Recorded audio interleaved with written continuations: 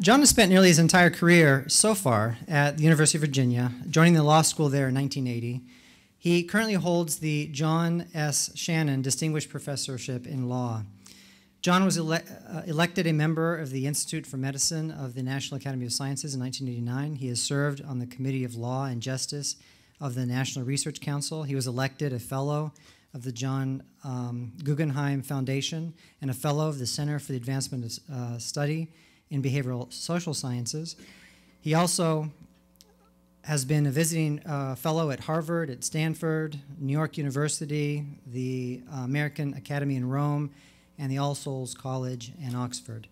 Since 1986, John has directed 2 large research projects in the area of mental health and law. These projects, which Virginia Professor of Law Richard Bonney has also, who served with John on this, have been supported by grants from the John D. and Catherine T. MacArthur Foundation. Monahan is the author of 15 books and has written more than 200 articles and chapters. 2 of these books won major prestigious awards. John's work has been cited frequently by the courts, including the California Supreme Court in a landmark decision in which he was referred to as the leading thinker on the issue of violence and risk assessment. Bernice Pesco-Salido will be the discussant on this panel, and Bernice is a distinguished professor of sociology at Indiana University. She's director of the Indiana Consortium on Mental Health Services Research. Bernice received her PhD in sociology from Yale in 1982. She's renowned for her research on stigma and mental health and mental health research services, mental health care research services. With no further ado, John Monahan.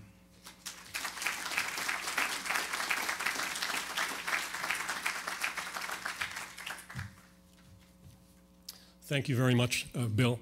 It's a distinct honor to be asked to give these remarks at the 125th anniversary of the Department of Psychological and Brain Sciences.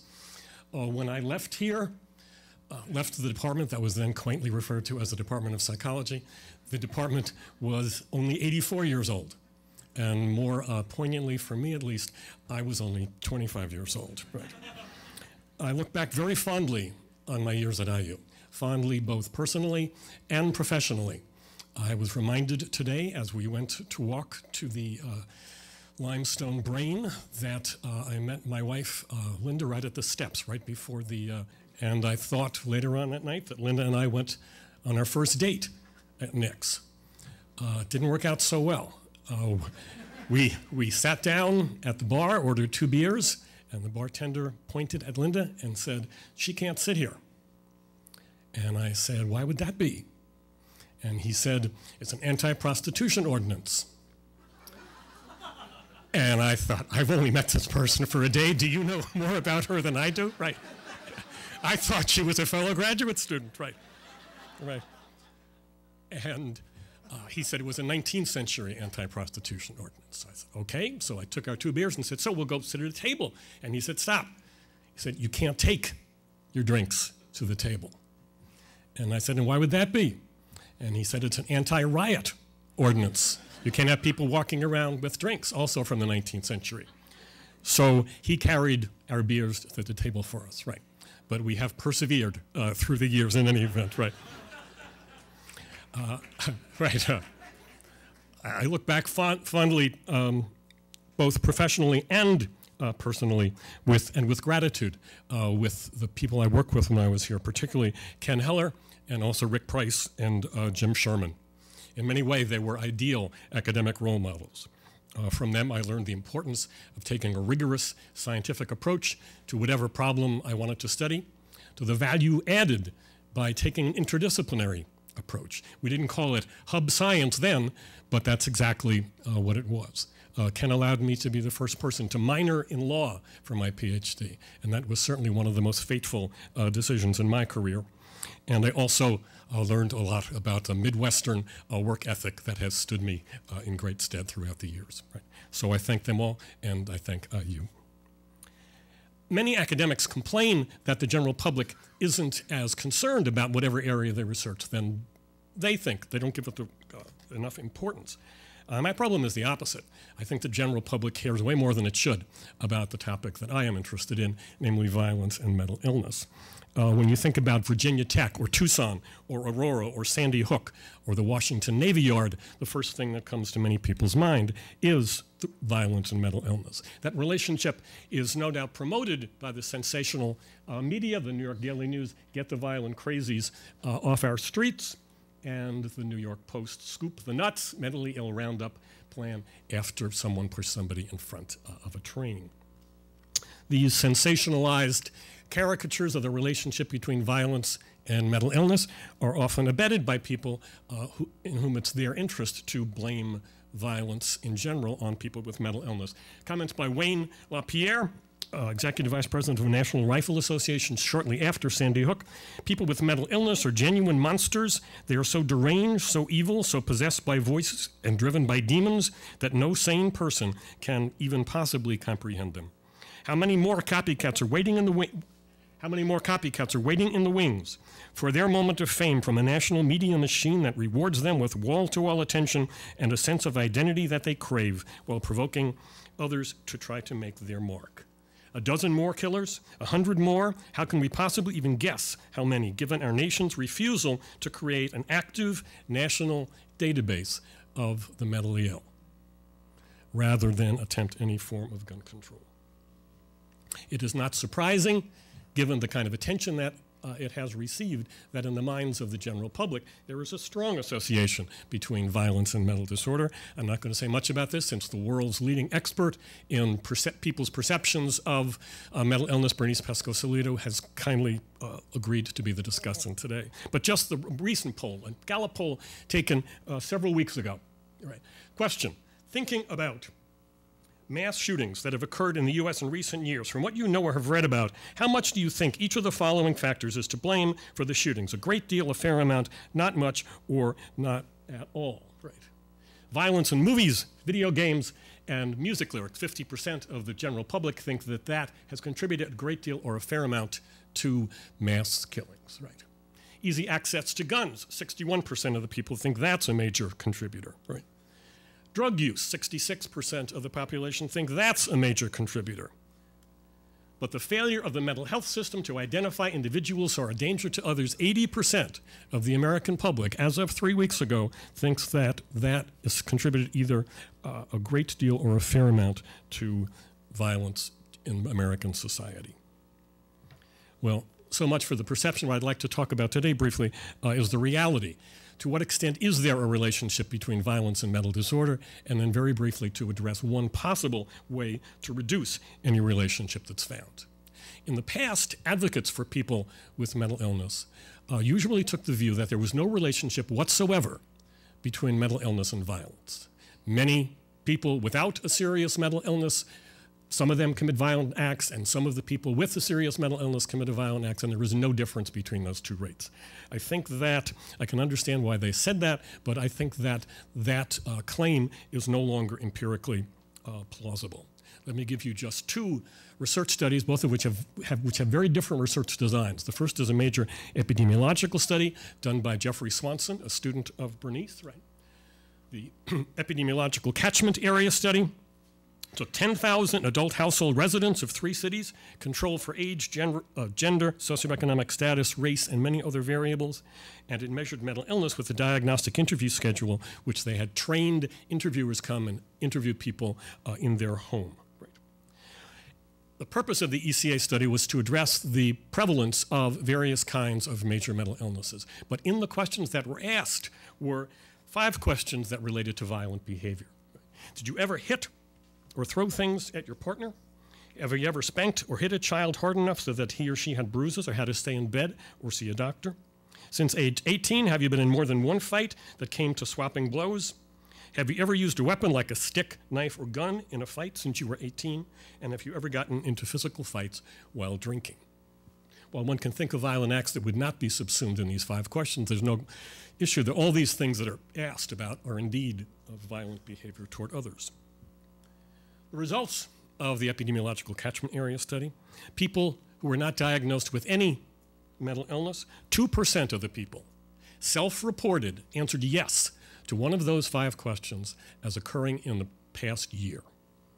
For people who were diagnosed on the instrument with schizophrenia, 13% of those people self-reported at least one violent act. Major depression, 12%, mania or bipolar illness, 11%, alcohol abuse, 26%, and drug abuse, 35%.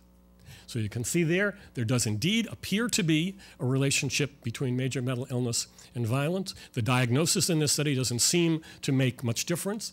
The great majority of people with any major mental illness are not violent, and the relationship between violence and mental illness is about half the relationship of alcohol and violence, and about a third of the relationship between drug abuse and violence.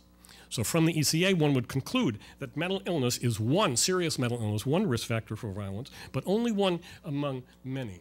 This is a slide from Jeffrey Swanson looking at 7 different variables: younger age, male gender, substance abuse, major mental illness, history of arrest, and history of psychiatric hospitalization. If people are no on all 7 of those variables, and then yes on 1, 2, 3, 4, 5, 6, or all 7. And you can see that if you score no on those 7 variables, 1% of those people self-reported any violent behavior in the past year. But as you increase, of the people who were both young, male, of lower socioeconomic status, were substance abusers, had a major mental illness, had a history of arrest, and a history of psychiatric hospitalization, 65% of those people had self-reported at least one act of violence as occurring within the past year. That's the epidemiological study. The second study is of the one I've been involved in, and in light of the comments that were made before, a thoroughly multidisciplinary study done by psychologists, psychiatrists, sociologists, and statisticians. We took 1,100 patients discharged from short-term psychiatric facilities in 3 states. We measured 134 possible risk factors for violence to others just before they were discharged from the hospital. Average length of stay was 11 days.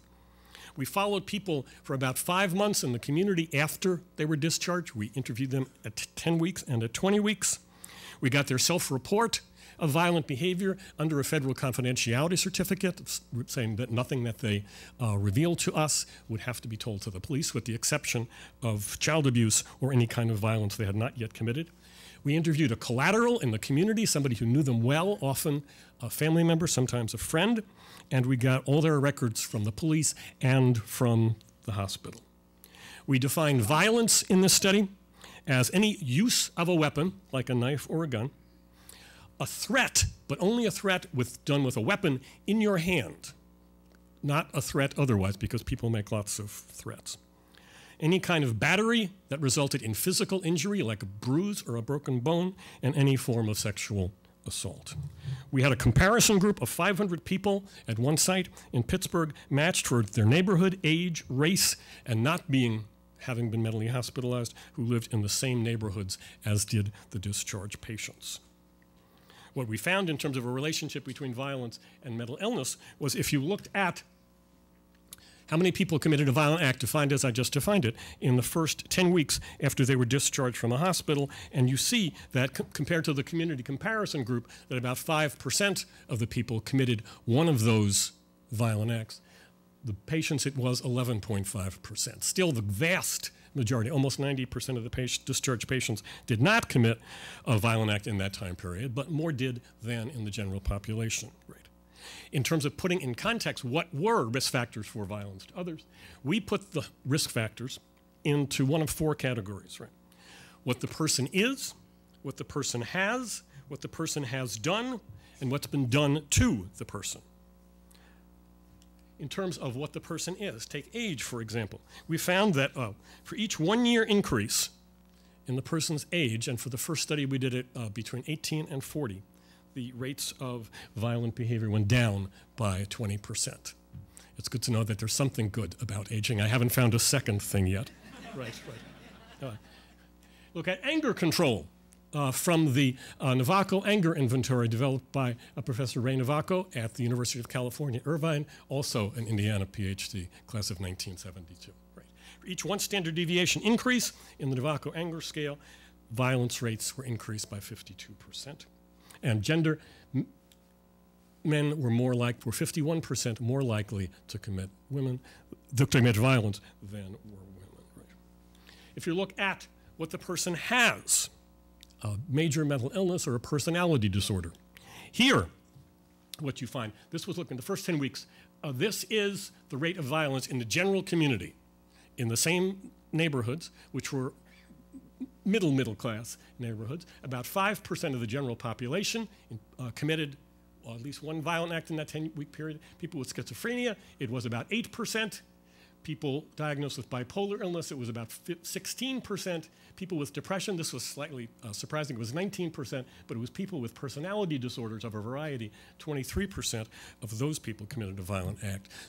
All of those people had co-occurring substance abuse. Otherwise, people wouldn't be hospitalized for a personality disorder without that. But the real finding here is the effect of substance abuse. We looked at substance abuse during the first 10 weeks the patients had been discharged, and at a random 10-week period in the 500 people in the comparison group. We gave them some of the same instruments, including the MAST, the Michigan Alcohol Screening Test, and the DAST, the Drug Abuse Screening Test, which asks about your use of alcohol or drugs in any given period. Right? And what we found was if you disaggregate the groups by their scores on substance abuse, right? These are people without any substance abuse, 3.3% of the general population, 4.7% of the discharged patients. That is not a statistically significant difference. However, if you look at the rates of violence among people with at least one symptom of alcohol or drug abuse after they get out of the hospital or in the open community,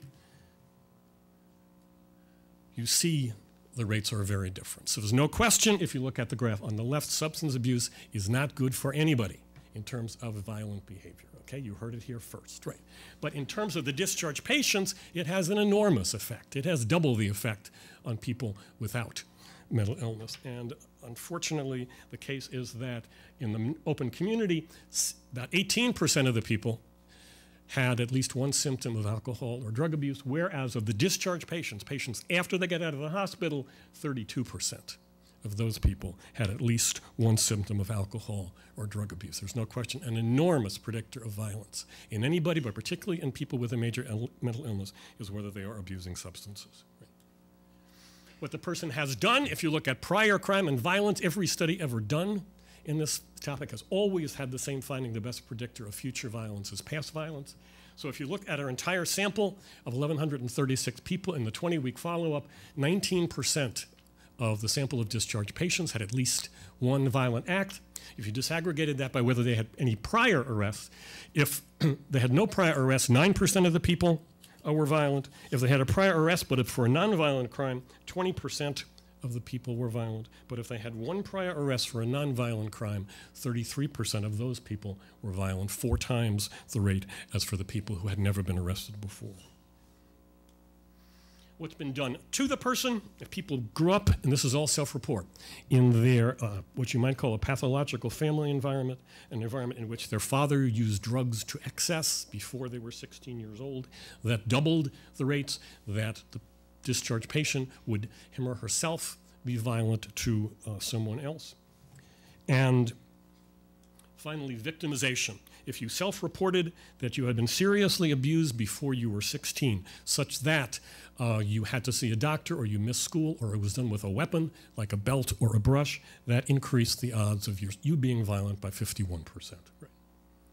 If you put together those risk factors, not in a regression model, but in a classification tree approach, we were able to put the patients into one of 5 groups that had a 1%, 8%, 26, 56, or 76% chance of being violent in the future. Those are 95% confidence intervals. And if you look at the number of patients who fell in each group, I'm pleased to see that on the left, the great bulk of patients were in the group that had a 1% chance of being violent, right?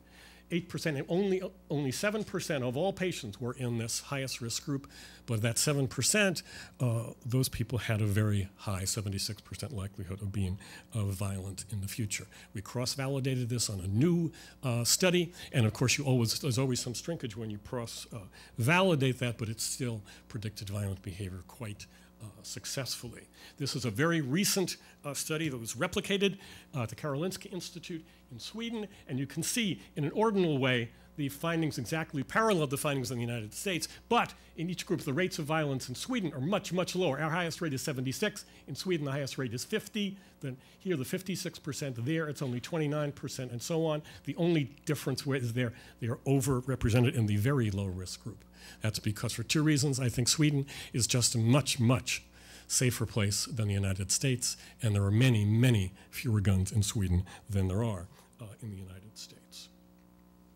So those two studies, I think, help explain the relationship that exists, to the extent it exists, between violence and mental illness. It leads to the question, what might be done to reduce that relationship? Well, the study I just described, the MacArthur Violence Risk Assessment Study, was not a study of the effectiveness of treatment. We did not randomly assign people to one treatment or to another. But we did have, I mentioned, 2 follow-ups after 10 weeks and then after 20 weeks. And after 10 weeks, we asked people, after they had been discharged for 10 weeks, how often did you get treatment? And we defined treatment as either seeing a psychotherapist or taking psychiatric medication. As it happened, 85% of the people who got treatment had both psychotherapy and some form of medication, so we couldn't disaggregate them. But if you look at voluntary treatment, this is the easy question. Can getting people to voluntarily accept treatment, can that reduce violence? And we do see, again, this is not a random assignment study, but of the people who had no treatment in the first 10 weeks after discharge, no psychotherapy and no medication, right?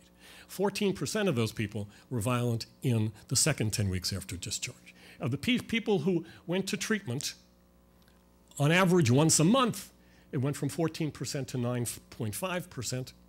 And of the people who received treatment on average once a week, who saw a therapist once a week and said that they took their psychiatric medication at least once a week, the rate of violence was 2.9%. Mind you, the rate of violence in the open community among those people who had never been hospitalized was 4.6%, so these people are safer than their non-disordered neighbors. Very important to keep that in mind. But again, it's not a random assignment study, but controlling statistically for age, gender, race, education, marital status, substance abuse, diagnosis, and prior violence. This relationship comes through very, very significantly.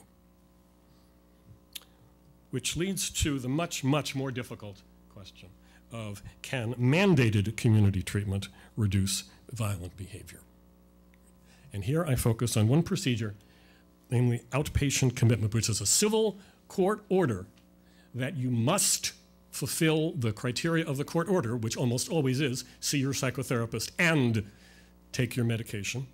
And if you don't do that, you can be hospitalized briefly. Outpatient commitment is extremely controversial. It's the law in some form in, I think, 44 American states now. It raises all kinds of legal and moral ethical issues.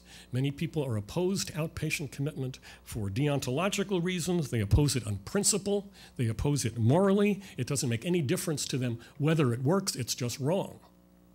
There are other people, most people, we know from a survey, who think it raises a lot of ethical questions, but who are concerned before making a judgment on it to know, does it work? What are the effects of outpatient commitment? And if it can be shown to reduce mental illness appreciably and to reduce violence appreciably, then maybe if done well, it could be justified.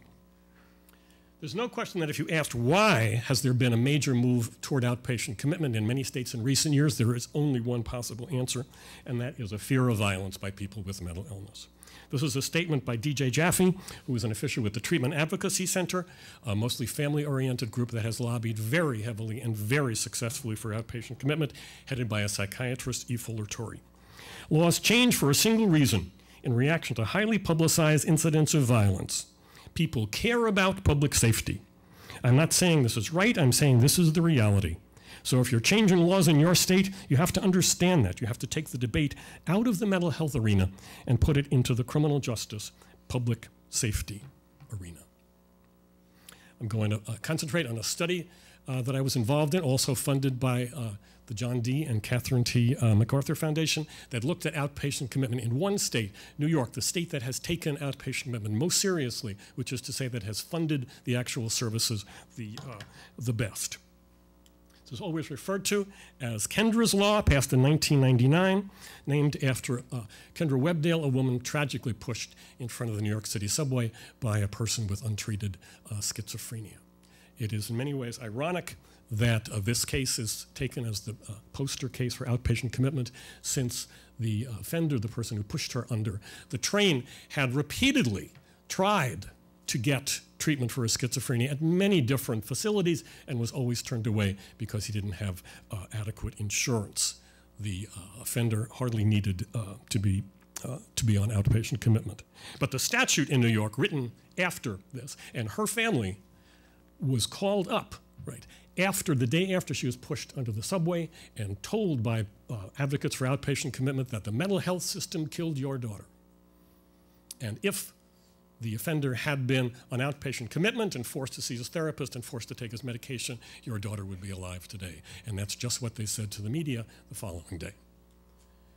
In the New York statute, right, which in New York they call this assisted outpatient treatment, a flagrant euphemism. Right? You have to be an adult with mental illness who has a history of lack of compliance with treatment, as operationalized by being hospitalized 2 or more times in the past three years, or having more than one act of serious violence towards self or others within the past 4 years, and, quote, is unlikely to voluntarily participate in the outpatient treatment that would enable him or her to live safely in the community. Well, the first thing that we did in studying outpatient commitment was to say, well, how often does this happen? In New York, in a recent year, there were about 3,000 people had received a civil court order to accept treatment. On average, they were on outpatient commitment for 1 year. The period of commitment was 6 months, and on average, it was renewed once. In New York is distinguished by 2 things. One is they put serious money, over $100 million a year, increase into mental health services. Right? That was what the advocates demanded in return for outpatient commitment, a great increase in services. And unlike in many states, as in Virginia, where Cho, the shooter at Virginia Tech, was on outpatient commitment, but no one in the mental health system knew it. It was simply an order signed by a judge placed in a file cabinet in the courtroom. Right? Well, that doesn't happen in New York. The police are told, and if you don't show up for your appointment with a psychologist or other mental health professional, the police come and get you. And that happened 500 times out of the 3,000 patients in the recent year that we studied. And if your police come and get you, they can hospitalize you for a maximum of 72 hours. In that 72-hour period, the determination has to be met that you qualify for inpatient commitment, or that you voluntarily accept hospitalization, or for a lot of people, we think you need treatment, but you don't qualify for outpatient commitment or inpatient commitment, so you're free to go, which happens with a lot of people as well. So, in summary, the results of this research project we found were, 1, an increased medication possession. The percentage of people who at least 80% of the time had their prescribed medication on their possession. Before outpatient commitment, it was 35%. In the first 6 months on outpatient commitment, that was 44%, and in the second 6 months, it was 50%. Not great, but then again, from 1 out of 3 to 1 out of 2. Medication data was much, much easier to get from public sources than was psychotherapy data. A reduced inpatient admission. In the time before outpatient commitment, 14% of the people were hospitalized in a 6-month period. After the first 6 months on outpatient commitment, that was down to 11%, and the second 6 months, it was down to 9%. Reduced number of inpatient days. If a person was hospitalized, how long were they hospitalized for? In the 6 months before they were on outpatient commitment, right, they were hospitalized. They spent 18 days out of that 6 months in the hospital. The first 6 months of outpatient commitment, they spent 11 days. In the second 6 months, they spent 10 days. Right? And finally, reduced threatened or actual violent behavior rate. If you look at the rates of violence in a 90-day period before outpatient commitment, rates of violence for threatened violence were about 20%. After the first 6 months on outpatient commitment, they were down to 10%. If they were on outpatient commitment for a year, it was down to around 8%. Right? In actual violent behavior, right, toward others, mind you, it was about 8% before outpatient commitment was initiated, right, about 4% after 6 months on outpatient commitment, and stayed at 4% in the second 6 months after outpatient commitment. And if we had a matched comparison group of people who were receiving the same mental health services but not on outpatient commitment, who were receiving the services voluntarily, who were matched, and we use propensity scores and many other ways to match people. There was no significant differences between the people who are on outpatient commitment and the people who were voluntarily taking the same services. No difference in a perceived coercion scale, whether people thought that, that they wanted to get to treatment, for example, that they thought they had control over the treatment they got. No difference in a scale of their working alliance with their psychotherapist, no difference in their ratings for treatment satisfaction, and no differences for their ratings of life satisfaction as well. And finally, and this finding, it's on the web as of last week. It'll appear in the American Journal of Psychiatry in November, I believe. We, working with various economists, we did look at a cost-benefit study. And this is my first and my last cost-benefit study, I assure you, right? But if you look at legal costs, well, before you had the procedure, there was no way to, there were no legal costs for outpatient commitment. There was no outpatient commitment. If you look at the cost of hospitalization, this is the Office of Mental Health. These are New York State costs, right? This is the period before discharge and outpatient commitment. People spent, the state spent over $56,000 on each patient. After they're in outpatient commitment for the first year, that's down to about $14,000. For the second year, it's down to $10,000.